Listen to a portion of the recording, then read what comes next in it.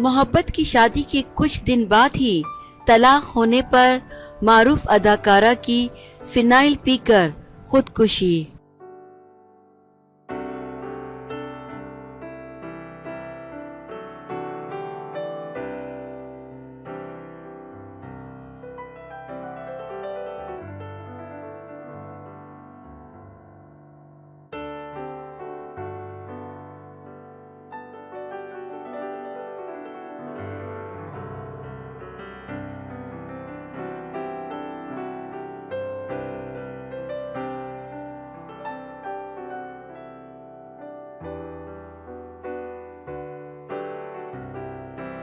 मोहब्बत की शादी के बाद ससुरालियों के कबूल न करने पर मारूफ अदाकारा चित्रा ने खुदकुशी की कोशिश कर डाली।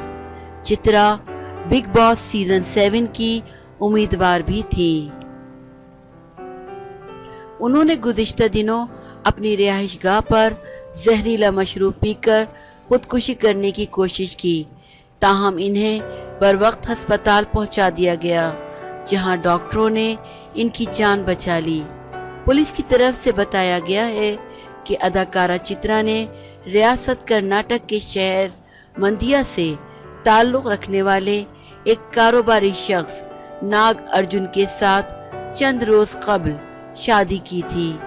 ताहम नाग अर्जुन के घर वालों ने इस रिश्ते को कबूल करने से इनकार कर दिया, जिस पर नाग अर्जुन ने अदाकारा को तलाक दे दी।